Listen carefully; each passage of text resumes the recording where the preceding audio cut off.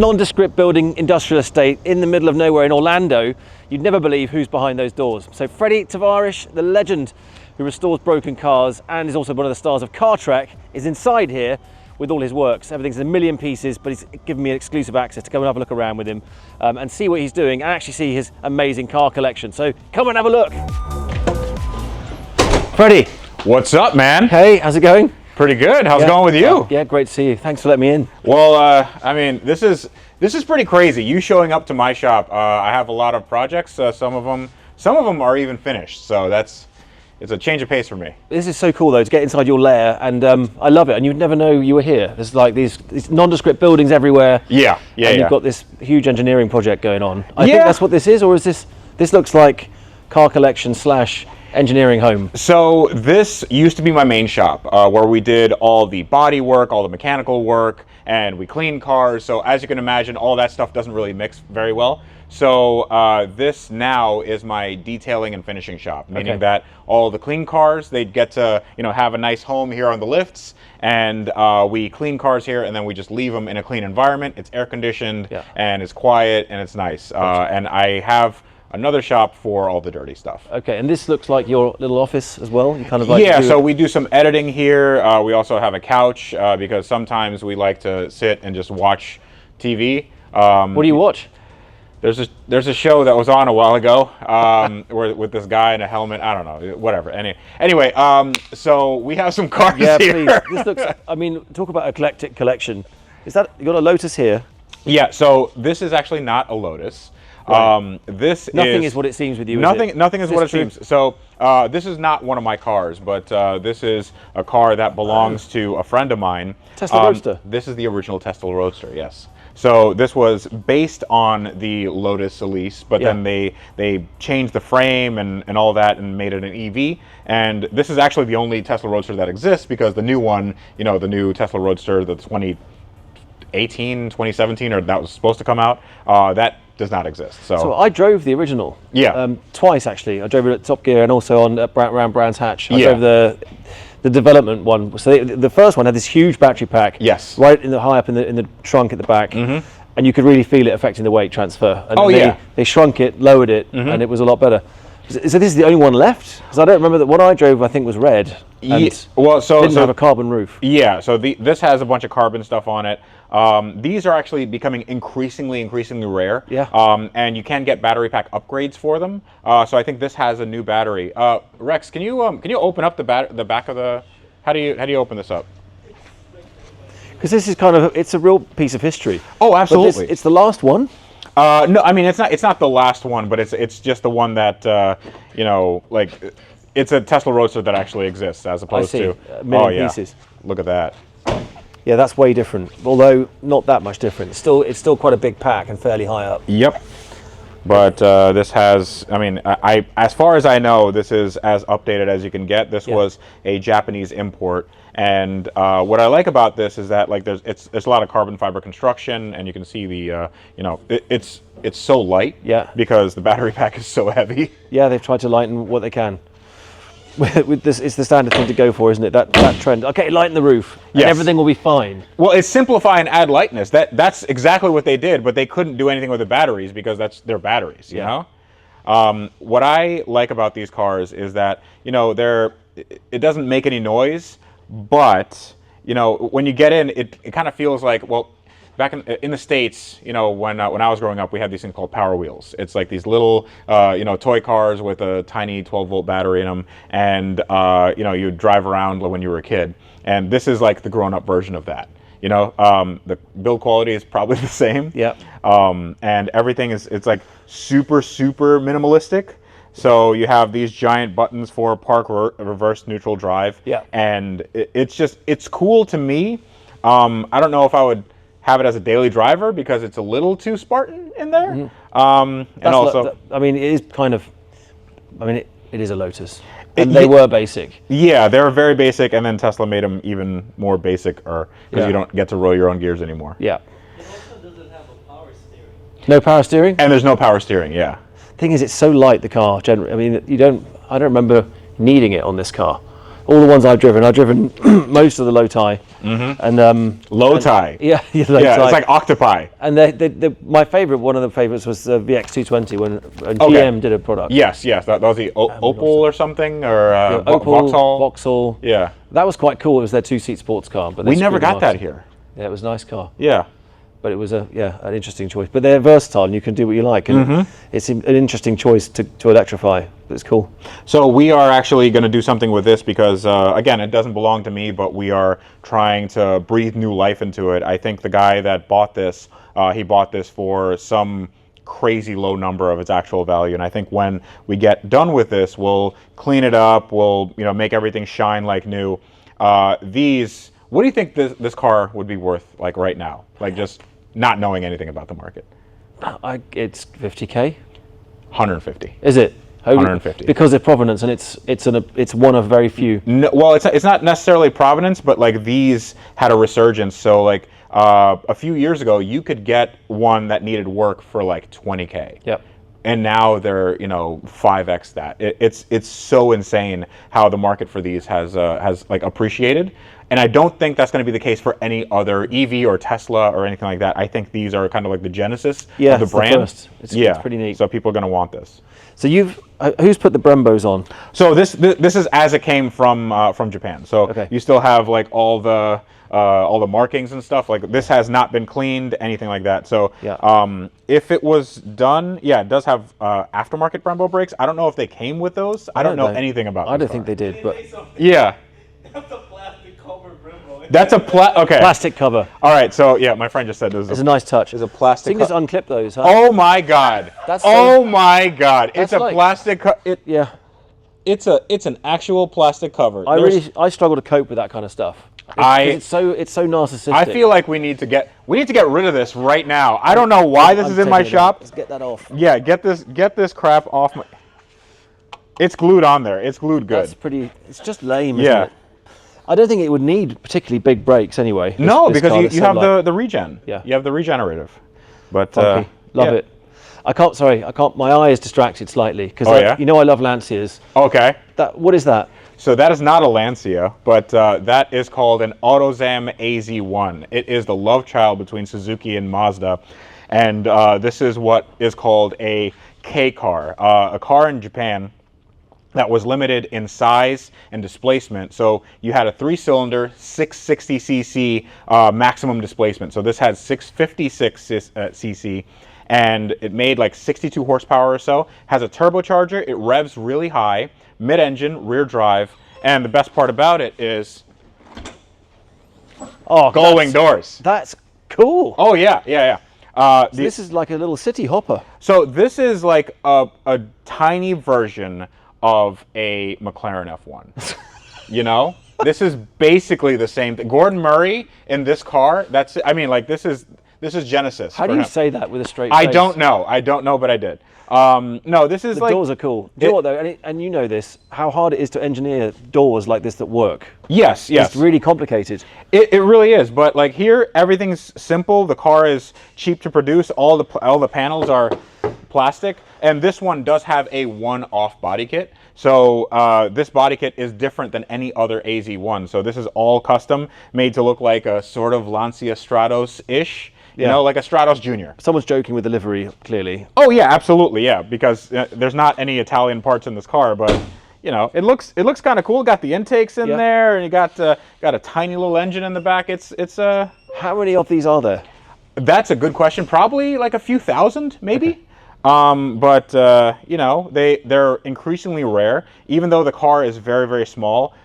This one I think is probably between 25 and 30,000 USD. Yeah. So yeah, they're getting a little bit more expensive. And I guess presumably because it's old, it's kind of exempt from, is this? I mean, what's the power like on this thing? Oh, the power? Listen, mid-engine. I mean, let me tell you. Okay, this is the fastest car in my fleet. Okay, it is so crazy. No, the power. It's okay. I mean, it's supposed to make. I 62. can't tell anything with you though, because for all I know, this could be. Yeah, it could have like a turbo Hayabusa engine. With some nitrous. You've got all kinds of rigs. Right. You don't play with nitrous yet. So I'm getting distracted. I haven't done nitrous yet. Sucker? So it's supposed to have 62 horsepower. 62. I feel like it has a little bit more. It feels really torquey. And it does blow a little bit of blue smoke, so there probably is a sealing problem with the turbo or something, but it doesn't matter. I mean, you just beat on these things. Also, look at this is all you get for the window. Oh, I see. That's the only piece that opened. Well, how does that? What does it do to go up, or does it? It goes down. It goes down, and you have like basically a quarter turn on the crank, and then that's it. And you can maybe get something to eat from a fast food restaurant, but you can't get anything to drink because the second you do, it'll spill. Okay. Yeah. And actually, despite the proportions, this looks like a reasonable. The ergonomics don't look bad. Yeah, you should get in it.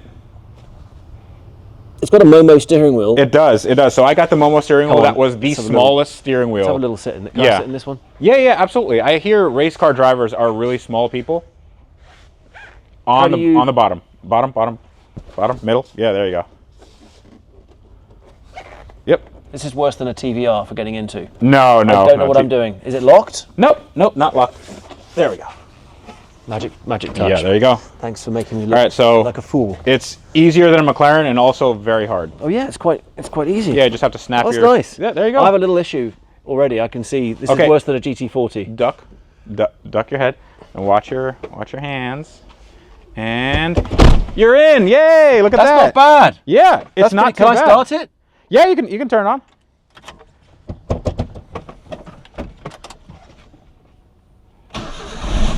Ooh. That's cool. It's like a lawnmower. It's like an angry lawnmower. The engine lawnmower. sounds familiar. Huh? Yeah.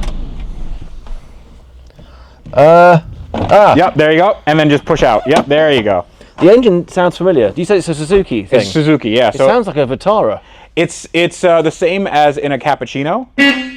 That's louder than the engine was. It's beefy. You wouldn't mess with this guy. No. Coming up behind you. No. You won't see it at all because it's so low. Yeah. That's a cool little car. Yeah, absolutely. Jeez, not easy to get out.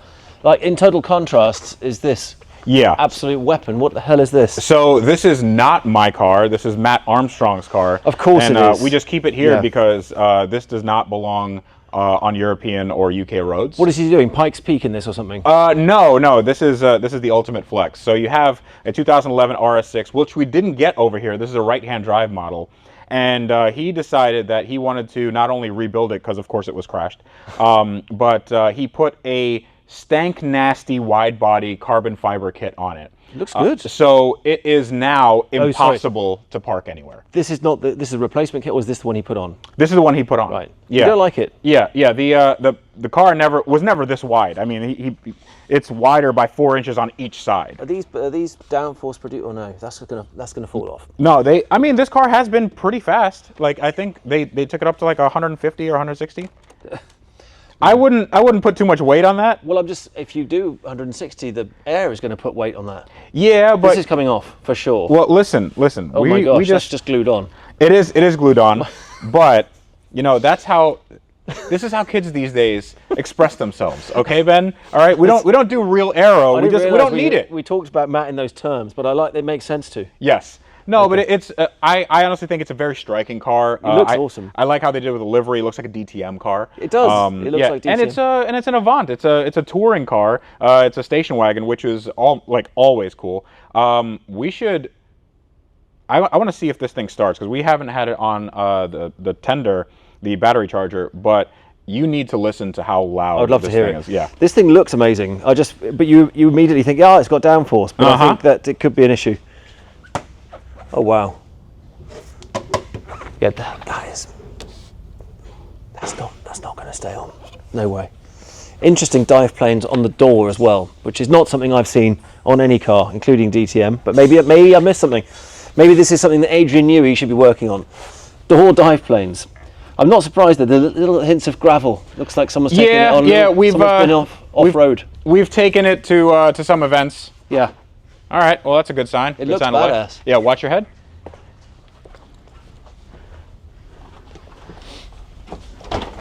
The RS6 is just great. Oh yeah, machine, absolutely. Here, let me help you. No, we're good. Thank you. I've got the door for you. There we are.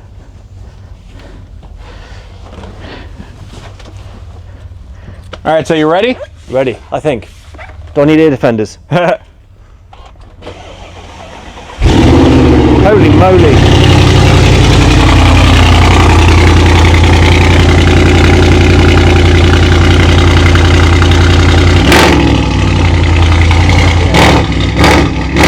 Freaking loud. That is obnoxious, but very cool at the same time. I think he'd be arrested in the UK with that. I can see why he's brought it to the States. That was 2,000 RPM. Yeah. Yeah, so that's 7. That's scary. Yep. So what? Who's done the exhaust on that, Matt?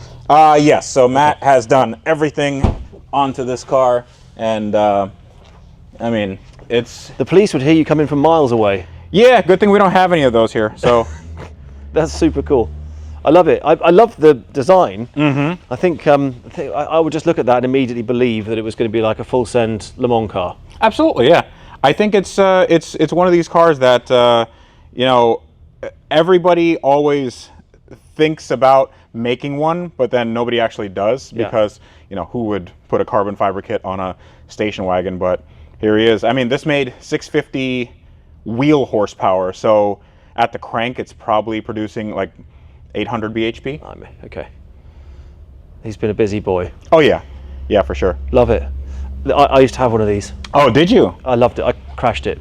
Okay. Sadly, but why'd you crash it? I made a mistake. Oh, I thought you were good at the driving thing. This was the learning phase. Oh, okay. So I made a big mistake, and I also wrote the truck off that I drove it into. Oh, sweet. So, sweet. but the car saved me, and I actually, but looking back, I wished I'd saved the wreckage. Mm-hmm. Because they've gone up in value a lot, and they're awesome bits of kit. Yes. So this is a car that we built for my friend Rex, my detailer friend, and this was a Japanese right-hand drive car, and it was just the worst one you've ever seen. So we did everything. We did custom paint, custom interior. Wow. The engine is all of it's redone. So we did mint. Oh yeah. I'll let me pull it up. I'll show you the engine bay. I'll just push it up a little bit because. Is this the twin turbo? So we now have a pretty sizable single turbo in there. Yeah.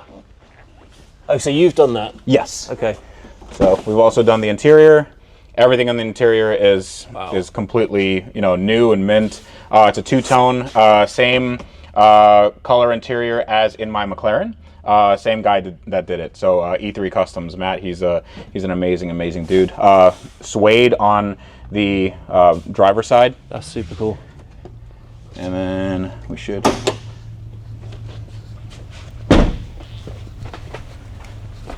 And then. So we have. This will make 700 to the wheels, which would be 800 something bhp. Good effort. Yeah. So it's a cool thing. That's because this is built for tuning, isn't it? Yes. So the 3-litre engine's just awesome. So I had a white car, and this was originally the block was originally from that white car, and we only put a turbo on it after it had done 200,000 miles. Right. So 200,000 miles of being naturally aspirated, non-turbo, never worked in its life. Yeah, never worked in its life, and then we gave it like such a workout. So on pump gas, it'll make 509 wheel horsepower, which is probably 600-ish bhp. And then if you do E85 or race gas, it'll do 800. So. Okay. And have you had to rework the internals? No. To put that, No. Are you relaxed about that? Mm-hmm. Oh yeah. It won't.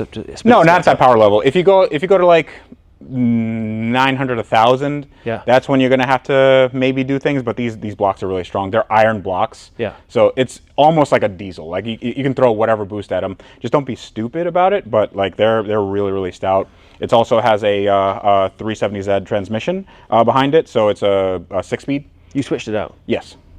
Yeah, so it used to have a 5-speed manual. Because that was like a truck gearbox, and I presumed it was built like a truck because it's quite torquey. So yeah, sort of. So that I mean the gearbox now it shifts smoothly and it can handle a lot of power, and it's a modern transmission. So what's your take on things like the 12 or 1400 or 1800 horsepower Lamborghinis? They're good. I don't. So That's just on mapping, from what I can tell. They map it. Yeah, but you need to do a lot of stuff to the engine to make sure that it can handle that power. So I have a Lamborghini Gallardo. I'll show you a little bit later. It's also a twin turbo, and the engine's built and it can withstand like 1600 horsepower. But the issue with that is like you lose some drivability at some point. The new ones are really good, but then you'll have to do things like fortify the bottom end, the gearbox, the axles, all that stuff. So you just have to see what is the weakest link down the line once you start adding a lot of power. Because I just would think if you only do the mapping, you're just going to rinse the internals and just going to.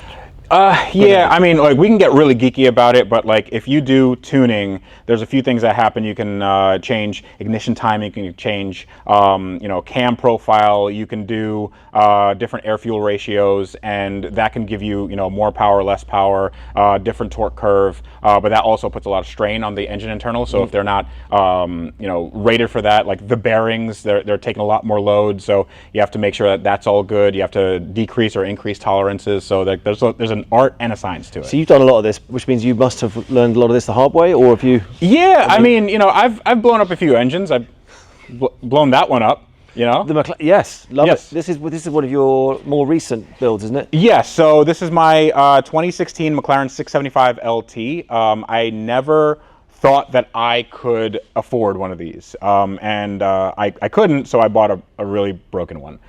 So this one was crashed in the front and the back, had carbon tub damage.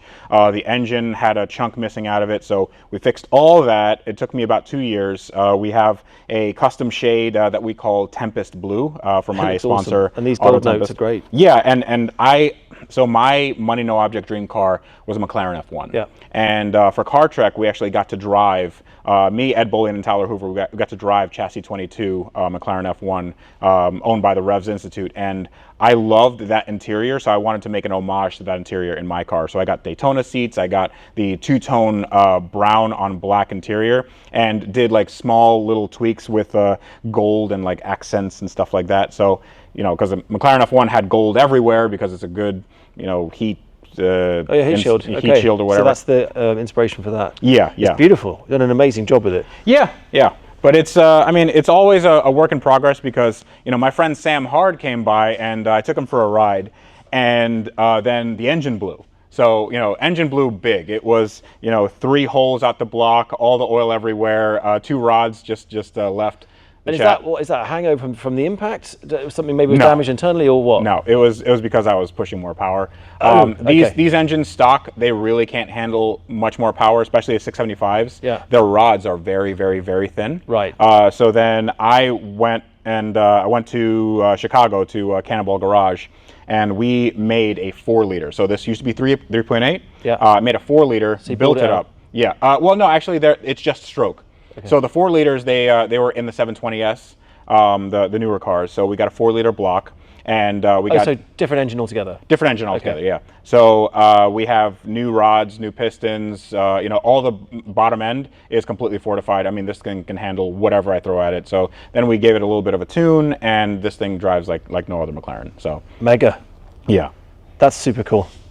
And this has got the deployable wing, hasn't it? It does, yeah. So it does the air brake and all that stuff. It's a bit Bugatti-like. It is. And the color you've chosen is Bugatti-like. Yeah, I mean, what I wanted to do as well is like I'm a big proponent of theming, and one of the things is if you look down here, we cut the blue, and under here it's what McLaren likes to call visual carbon. So when the wing is up, all this is just a big slab of visual carbon. Oh, cool. And we also tinted the carbon. So like from the factory, you would have this in matte. It's got a hint of blue to it, no? Yes, there's a hint of blue to it. Yeah, so we did that. We also gold plated all the heat shields because McLaren F1, you know, and we have some gold over there, the gold foil that a lot of people call Tavaris tape. So and we also, just for funsies, we added a roof scoop. So a functional roof scoop, for the F1. So it makes all the Darth Vader it really suits noises. It. Yeah. Okay, so how does that manifest when you're driving it quickly? Oh, it's great. Does it cool your back of your neck? It doesn't cool the back of your neck. It doesn't go on the inside of the car. It goes to the intakes. Oh, it does? Okay. Yeah. So it goes in here, and on the inside of the car there are two. Geez, it's not just cosmetic then. No. It's really functional. Yeah, it's for real. Yeah. It's exactly like McLaren would have done it. Love it. So yeah. YouTubers though, you guys love gold. Gold steak. Gold car. Listen, I'm not a fan of gold steak, but I will put gold on my car. Try it. Yeah. Really? Why? I mean, I haven't tried it. I can't afford that. I put all my money into cars. Just maybe a little piece. Maybe a little Just piece. tiny, yeah. Like a little teriyaki size. Yeah, just like, okay, that's enough. 430. Yes. Can we come and check this? I've got to look at this too. Yes. This looks very Bond-like. Yeah, this is my 2009 Ferrari 430 Scuderia. No way, it's a Scud. Yeah, it's a Scud, real Scud. So we bought it when it was completely wrecked. And another crashed one. Yeah, another crash, because why not? So we bought it and it was stuffed in the front, so we grafted on a new nose. And we did everything as per Ferrari specs. We took it down to, we welded exactly where it would have been welded from the factory. And I mean, if you look underneath this car, you wouldn't be able to tell that anything was also, we had to replace the quarter panel. So, that was a ton of work that my friend Jack did. And he has a really good channel called Jack Builds It. And he's like a wizard at body work. But not only did we, change the color, so this is a color called White Lightning. Yeah, it's gorgeous. It's a Cadillac color. So it was on like a 2003 Cadillac. Pearl, huh? Yeah, it has a pearl. It's like greenish, but also gold. I really like it. I love it. And it's different on a Ferrari. But another thing we did was the center lock wheels from a race car. Okay. So some people You're going to race this? I'm not going to race it. No, I mean, like I wanted to just drive it. Just have a nice driver. This has a few things that need doing to it right now, like turn signal bulbs and stuff like that. But for the most part, it runs and drives great. It sounds great, and the manual transmission just really makes the car. And Manual. It's manual. Oh yeah. Did I not mention that? No. Yeah. So they never made Ferrari 430 Scuderias in manual, and we converted this to manual. Check it out. Yeah. So it's a full the ball gate. Yeah, gated shifter. So it's again, this is all trial by fire, and we're trying to make this car as best we can, but has a manual, has a better exhaust, also a steering rack from the race car. So it's like, so you changed the rack as well. yeah. So the steering is super sharp. Sharp, or it doesn't turn tight. It does not turn tight. Absolutely not. So this is okay. So this is like a kind of a hybrid racing car. Sort of. I mean, you can drive it down the road, no problem. U-turns are going to be a problem. Right. So you're not using it for shopping. No, I mean, you can. Like I can make it down the road. I can do hairpins and stuff like that. But again, the only thing is U-turns, and That's what the handbrake's for. exactly. Yeah. I love it. You can teach me how to do that. I absolutely can. I would. This is an absolute hoot. I would love to. I mean, this is just so much fun. Oh yeah, absolutely. I'm trying to remember that before this. When was the last gated shifter? Which model was it? So they had the gated shifter on the F430, which was like the street version. Yeah. But then when they made the Scuderia, they said, well, we want the fastest shifts possible, so they had the paddle shift, which was actually pretty good. It had a single clutch. It was pretty good in this. Yeah. But nothing beats a manual. The Scuderia is great. It's such a weapon. Yeah. And I mean, it was like 10 more horsepower than the normal car, but it's still, it's a 4.3 liter V8 making 507-ish horsepower. Yeah. From the days when 500 was enough. Oh yeah, I mean, it's still enough. This is much different than 500 in like a Porsche. This will actually try to kill you. Because it has less grip. Oh yeah, Do you think sure. so? I think these were really well made. I mean, this and the 458, they're wonderful. Their traction control systems are a little bit different. You use that? Yeah. Well, listen, I don't know if you know this. I'm not a trained racing driver. You're pretty good. Yeah, no, I am not. But I try to be very cautious when it comes to cars, especially cars that I've spent a lot of money and time on. Yeah. So I don't want to crash them. I'm not Matt Armstrong. Okay, I had to say that. I'm sorry, Matt. I'm sorry. No, Matt's a good driver. He's a better driver than I am, but he just has that. It's a phase. He has that one thing in his brain that's like, hey, you should push it instead of saying like you're probably going to die. I love what it very much reminds me of my early racing. Yeah. I crashed a lot, and I wasn't proud of that, but at the time, it seemed to be everything I was doing seemed to be game on. Yeah. So go around the outside of 3 other cars. Well, that's how you Wasn't know a good place to be. That's how you learn your limits. You do. Yeah, You for find sure. out. Okay, thank you. This is awesome. I would love to try this. Oh yeah, this for guy sure. Sometime. Yeah. Okay, these look like Bond cars. What's the crack? You got the DBS Yes. and the So DB9. this is a 2009 DBS, Yeah. and that is a 2007 V8 Vantage. So we'll start from here. This was still is my money no object dream car. Other than the McLaren F1, but this is a car that I never thought I'd be able to afford. I bought this after the first car trek, and this was bought right when COVID hit, so prices were really, really far down. Nobody knew where the market was going. So I got this by trading in an Aston Martin V12 Vantage S that I had, and for that car trek, and then paid some money on top. And this is fantastic. I mean, it's manual. It's Casino Royale. Yeah. You weren't in that movie. No, but this was my office for 3 months. Okay. Quantum of Solace. I mean, if it is the same one, because there was a bit of a kind of like a DB9.5 than the DBS. So in Casino Royale, the DBS hadn't been finalized yet, because I think Casino Royale was like 07 or something like that. Yeah. So they had the DBS prototype. So it looked much like this. It had the same color and everything, but the inside was like prototypey. It had like, big kind of Lego Duplo buttons and stuff. So they hadn't finalized it yet, but then when they did for production, they made this. So this is actually the James Bond spec. So it's a 2+2, no, it's a 2+0 manual, and has the black interior, white stitching, and obviously the Casino Royale That's exterior. Rad. So Adam Curley was the stunt driver in this that did the big roll. Oh my God! World record, yeah, I'll get it wrong. I think it's 11 3/4 flips. Yeah. He'll probably call me up. I feel like he could have. He could have went a little. He could have got longer. another one. Yeah. But I mean, it was amazing to see that, and then the pickup on the story comes in Quantum of Solace with that slightly different grey. Yes. But these, I absolutely fell in love with these. That funny crystal key when you put that in, it says Power, Beauty, Soul. Yes. The sound of the V12. They call that an emotional control unit. It controlled me. It did control me. Yeah. And the Italians were absolutely loving it. So we filmed around Lake Garda, and just we had all the police there and everything. They were just absolutely loving it. I mean, it's crazy that you So noisy. did the stunt driving on that car, like the initial scene in that movie where he's driving through the tunnel and it's getting shot up, and it's a little unrealistic that the door's missing, but they're point blank range with automatic machine guns, but they still can't get them. It's hard to hit a moving target. Not that hard. I mean, it's really. I admit, when you've got a mini machine gun, you're firing. Yeah, like hundreds of rounds a minute. It's really easy when you got bullets that go. Brrr, you try it. Yeah, I will. Yeah. I got the car and I got the door guy. off. Let's do it. Let's get it on. Get yourself a paintball machine gun, and we'll have at it. Let's do it. I think we should do that. It's science. Yeah, just not with this car. I like this car a lot. It's such a beautiful car. So we have my 2007 Aston Martin V8 Vantage. This was my first exotic car. I actually bought it from a friend of mine, Doug DeMuro, and I then sold it so I can buy my Lamborghini that actually blew up my channel. And then I got the chance to buy it back about 7 months ago. Yeah. So we've been spending a lot of time just kind of restoring it. We just took it to a trip to Miami where I talked to the Aston Martin F1 team, and they told me what they'd like to do with it and whatever. So it's a really cool car. Has 80-something thousand miles, 4.3 liter dry sump V8.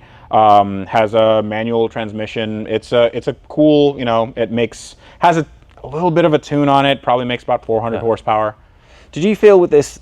Because with the big engine in a smaller car, I remember when I first tried it, and you can feel the weight. It slightly affects the way it handles. Yeah, it's interesting, but I mean, this is also like a mid-front engine layout, so the entire engine is behind. Like most of the weight is behind the axle. It also has a torque tube, so the transmission is in the back. Like they thought about a lot with this. And I think these are the most beautiful Aston Martins ever made. I really like the Ian Callum, Henrik Fisker design. I think they got the new Vantage though. I think it's stunning. I love it. I think the new Vantage is. I'm sure it's a really good driving car, but that's also like they have a lot of Mercedes components in there. I think you're right. This is the original. This is the true Aston. Yeah, like I think this is like the new style Aston, because before then they were like actual, like basically like a British Ford Mustang. And these are like more GT, not supercar-y, but like GT sports car. Yeah. And then, after that, I think, in my opinion, and it doesn't have to be your opinion, but like in my opinion, I think they lost the plot a little bit. I think the cars became a little too busy. The Vantage, it looks good, but I think this looks better. They really followed what's called the golden ratio. So it's like 2/3 to 1/3. The doors are 2/3, and then the window is 1/3. So your eye is automatically drawn to it, and your eye says, "Hey, that looks good." It's like the correct proportions for like a sexy woman or something. Okay. But there's there's masculine elements here, there's feminine elements here. There's a lot going on, and it's just like there's no bad angles on these cars. So that's why I love these cars. Like you can take like the crappiest picture you can take. It's like, oh my god, that car's beautiful. Yeah. Interesting you say about Mercedes elements, because that sort of tells me that you like the originality of these cars, but actually you change things a lot. And I was asking you about this previously. Yeah. You know, because I try to be a purist. I'm modifying a Lancia at the moment. I'm horrified that I've had to replace anything with a non-Lancia part, either because it's broken, you can't get the new one. Yeah. But you're like, it doesn't matter. You change it, you change the color. Yeah. So what? Yeah, exactly. I mean, it doesn't matter to me. I try to think in terms of what was the person that built this car in the beginning thinking. What was their theming? Like, what can I add on to this theme? I mean, we do have a few cars that are like, completely divorced from this theme. But with these, there's a few things you can do. Maybe you get a wheel that brings out, that removes the gap in the wheel liner, the arch, or like you have suspension that slightly lowers it, like makes it a little bit more better to handle. So, or an exhaust that lets you hear the car better. So you refine. You don't totally change. Yeah, like I'm really big on theming. So like none of the cars are like a complete departure from it. Like even though we do have some cars like that, but those are just kind of like jokes. Yeah. No, it's awesome. Yeah. So, I mean, it's sort of like this. So this is my 2016 Ford Focus RS, and I felt like this is a loud, sort of rally-inspired car. I love those things. They're hilarious. Oh yeah, they're great. It's so stupid. This one has the pops and crackles and all that stuff. You could put it in sport mode and it just pops up all day. We have actually some Integrale style wheels. Yeah, they're neat. Yeah, and we have some active coilovers. It has an active exhaust. Yeah. And then we put like little rally stripes on it, and it's just a cool little car. Yeah. And it's like 400 bhp. They're a ton of fun. Those things. They're Oh a yeah, riot. yeah, They're a for sure. riot. So I'm also trying to get my head around like these different genres. You've kind of got all genres, and you've got Japan. Yeah. Obviously got the Supra, but is this yours as well? The R32? So yeah, so my favorite shape. This is not mine. It is a friend of mine's. We were supposed to do a deal on it, but that sort of fell through. But this is a really special car. This is a R32 Nissan Skyline GTR Nismo. So these it's rarer because they tuned it in-house. Yeah, well they made 500 of these, and these were homologation cars. Wow. So they had no ABS. They were lighter. Usually didn't have any radio stuff like that. And this one has been modified, obviously, over the years, and has aftermarket wheels, suspension, has some interior elements, and like the engine. I mean, this car needs a complete overhaul. But it's legitimately very rare. They for a Japanese car that they only made 500 of, like this is pretty much it. Now, I am not a big fan of the R32 as I am like the R33. So you might sell it? Well, I mean, he'd want to sell it, but it's. Oh, so it's your buddies. Okay. Yeah, but he'd want to sell it, but it's like these are like $100,000, and it doesn't make any sense to buy this when you can buy like a R34 GTR for about the same money. I just like I think this is the most beautiful Skyline. The shape Really? of it. Yeah, the beefy rear quarter. It's just, and it just to me it feels lower. I like the moody look at the front. I think it's cool. And the R34 I think just loses a little bit of I don't know, just looks a bit more modern. Yeah, I think so too. I mean, I was always a fan. Like the way I started in cars was with the JDM stuff, was with the Japanese stuff. My first car was a Nissan Maxima, and then I got a Lexus SC300, which is basically a Toyota Soarer, and then I got something like this, which is a 3000 GT VR4. This was the last year that they made them. It's a 99. I don't even know what that is. So it's a Mitsubishi. Yeah, it's a Mitsubishi.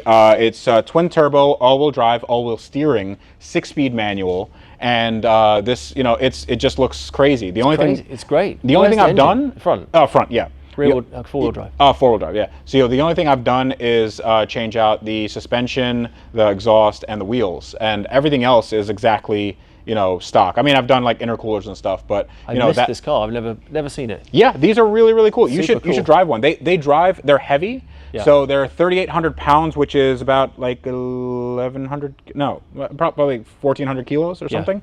So they were heavy at the time, especially for the mid 90s. But they had a lot of technology. I mean, the earlier ones had like active aero, which had like a little deployable spoiler in the back. They had, it's really, it was ahead of its time, and like, rear wheel steering, all that stuff. Porsche has that now, But they were trialing it then. Oh yeah. If I book a hotel and stay for a couple of weeks, can I drive? You can drive anything you want, my friend. Yeah. Well, of course, the real reason I'm out here as well is to say hello. Yeah. Is to drive the P1. Okay. Which we were going to drive earlier in the year. Yeah. But now, 7 months on.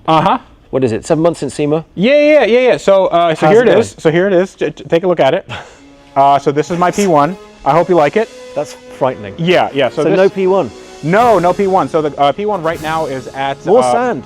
Yeah, listen, you will never get the sand out of this car. This is the original wiring harness for the P1. Okay, and is this going to survive, or what is this? No, this is we just had this as a placeholder because my friend Adam, he is redoing the entire wiring harness. We're doing it from scratch. Right. So we got essentially 2 wiring harnesses. So you're going to knit your own version of this. Yeah, I mean that's what we've done here. Yeah. So you can see we had these tables taped together, and he's laid out the wiring harness, and each wire is meticulously I guess transcribed to this table, and then with the Sharpie notes. Yeah, with the Sharpie notes, and Don't cut the yellow wire. I mean, he's been we have lots of diagrams, and he's been working day in and day out trying to get this. And we're also doing a lot of modification because we're removing the hybrid system. We're adding, the engine is based on a 720, which has a lot of differences. It's a lot newer and more technologically advanced. And we're also doing stuff like bulkhead connectors for these. So instead of having this be one gigantic harness, we have, I'll show you right here. So we have these bulkhead connectors, which each one of these is like $200. And the reason for doing that is to isolate problems? Or? Yes, the reason for doing that is that now we can have, instead of one gigantic harness, we can have like one leg of it, and then we can just plug it in. It's like a race car thing, you know? Like we can plug it in, diagnose things, and it makes installation a lot easier. Let's say we need to add a wire or change a wire out, it makes things like rather than to pull the whole thing through. Yeah. Okay, that's clever. This still looks terrifying. It is terrifying. Did you like jigsaws as a kid? Lego? No, but I did like Legos. But this is like if you had to make your own pieces. If you had to make your own pieces, none of them fit. First off, you need to you have a plastic melting factory, and then it's just that's the diagram for the fuse box. So fuse box is right here. Great. Yeah. So yeah, it's just, and then you have to integrate all the modules, and we haven't gotten to that part yet because the car, as you can imagine, is very technologically advanced. We have a lot of these computers, and all of them have to talk to each other, and none of them are going to initially because the car is it thinks all these modules from different cars, so the car's not going to know what it is. Dude, how much longer is this going to take? Hopefully another week, and we should have this in the car. Okay. Yeah. So and then things are coming together pretty quickly. So we have the engine together. We have the bodywork should be coming together. So it should be moving faster. How do you do everything? Because you do everything. Because you edit your own videos. Yes. You shoot. You've got a crew. You work. Will obviously do that, but you edit your own stuff, which takes days to edit one. Oh yeah, for sure. Plus, you've got this. Your mind is full of that, and then the next thing, and then you're playing with other cars and doing other projects. How do you manage to put all this together in your mind? Crippling anxiety. Okay, there you go. There you have it. Yeah, there you go, kids. There you go. It's an inspiration. Yeah, man. just make sure. Well, I rip my hair. Turns out, if you rip your hair out, the hair grows back stronger and thicker. Yeah. That's why I'm balding. So no, it's honestly, I have a really good team behind me. Yeah. And we try to do as best we can. And I realize that it's really hard. There's long hours, and a lot of it's thankless work that you can't really put on camera. But it allows me to do insanely cool stuff, like have the former Stig at my garage. Like this is so crazy. Like I never thought that this would happen, and I'm on the verge of tears. It's so insane. It's cool. I can't wait to draw. I know what the work is, but I'm only just putting a leg. Whenever it's ready, I would love to just try it. Yeah, that would be the reward for you is going to be the reward is we need to make this the fast. I mean, there's no reason why I'm doing this just to make a car that anybody else can buy. Like this has to be a one of one. This is going to be the fastest McLaren in the world. It's exciting because the technology's moved on, and you've analysed that, and I think your changes will make a faster car. It's a ton of fun. Absolutely. Speaking of fast stuff. Oh yeah. The purple Porsche. Yes. I've seen this on YouTube. So this car has had a busy and slightly destructive life. It has. So this was it is a 2022 Porsche 911 GT3. So this is a 992 generation, and this was originally spec'd by another YouTuber. His name is Adam LZ, and he got it brand new, and he drove it for about 2,000 miles, and he ended up going to the Tail of the Dragon, like a famous road. Oh yeah, yeah. I'd love to drive that. That looks amazing. Yeah, and you know, unfortunately, he got into an accident, but like it wasn't any fault of his own. Like a truck went into his lane, ended up smashing this entire side. And you know, a YouTuber friend of mine, Matt Armstrong, that I met, you know, at one of the events in Loves UK. a Porsche. Yeah, he loves a Porsche, and he said, "Hey, this car's going up for sale on Copart. Why don't we, you know, do something with this car at your shop?" And I said, "Yeah, my shop's always open to you." So he bought this car, and then you know, him and his team came and rebuilt it. We helped a little bit, you know. I know you know, Jack helped out a lot with the OEM repairs, and like, so this would have been repaired exactly the way Porsche would. Yep. So we got all Porsche OEM stuff. This is ultraviolet paint, so it's a paint to sample. And it's a one of two car in this spec, so it's pretty special. And then after he got done with it, I bought it from him. So it's a fantastic car. It's manual. Now it has about 9,000 miles, and it revs to 9,000 RPM. Mega. That's a proper car. And these things, although they've grown, they've got bigger, haven't they, compared to the smaller, older, like the turbo. You look back at the, what is that, 996? That's a 996. Yeah, yeah. So they're tiny in comparison. They are very small. This is a wide car. these- It's basically like a skateboard, you know. Yeah. And these handle very well. They have electric power steering, but they also have steering in the rear. Yeah. So it's very maneuverable. It's super. We have a Manti Racing. The four-wheel alignment, so it's more of a racing alignment. It does wear out the tires a bit more because it's cambered in the rear, but I mean, this thing goes in the corners like you wouldn't believe. We would love to try it. Oh Looks yeah, amazing. absolutely. Super cool. Dude, well, thank you. It's a great collection. Well, we're not done yet. We got a shop over there that has all the projects. How many cars have you got? Listen, man, we're just having a good time. Well, come on.